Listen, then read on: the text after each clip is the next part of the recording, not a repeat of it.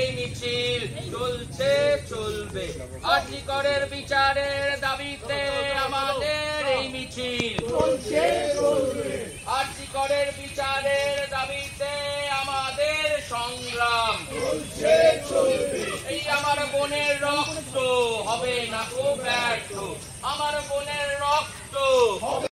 আজ আমরা কেন পথে নেমেছি সেই কথা বলার কোনো প্রয়োজন নেই, কারণ সেই 9 তারিখ যখন প্রথম দিন, সেই দিন থেকেই সকল সাংবাদিকরা তড়িঘড়ি করে এই ধরনের ঘটনা, যে নারকীয় ঘটনা, সেই ঘটনার খবর জনসমক্ষে তুলে এনেছে এবং তারপরে যে মানুষের যে জনরোষ তৈরি হয়েছে তারই ফলস্বরূপ আমরা বিভিন্ন রাজপথে এই মিছিল, মিটিং, আন্দোলন তা আমরা দেখতে পাচ্ছি।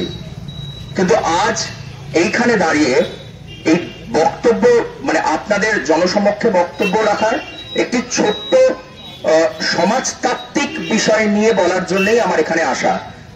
দেখুন, আমরা সবাই রিপোর্টার বা সাংবাদিক। একটা কথা মনে রাখতে হবে যে রিপোর্টাররা কারোর সাপোর্টার নয়। আমরা কোনো দল, কোনো রাজনীতি, কোনো জাতি, কোনো ধর্ম, কোনো বর্ণ, এই সমস্ত কিছুর বাইরে গিয়ে আমাদের একটাই ধর্ম, সংবাদ করা।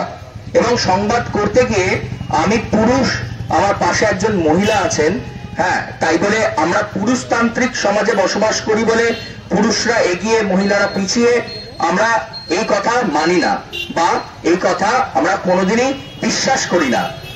তবে একটা জিনিস মনে রাখতে হবে যে এই যে আমরা যে সমাজে এখন বসবাস করছি, সেই সমাজটা কিন্তু আমরা যত ইকুয়াল বলে গলা ফাটানোর চেষ্টা করি, এই সমাজটা কিন্তু এখনো পুরুষতান্ত্রিকতার মোড়কে জুড়ে রয়েছে।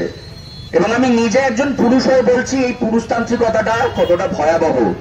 এই পুরুষতান্ত্রিকতার যে মেন্টালিটি বা যে চিন্তা ভাবনা, সেই কারণেই কিন্তু এই ধরনের মহিলাদের উপর যে অনাচার, আক্রমণ, সেটা নেমে আসে।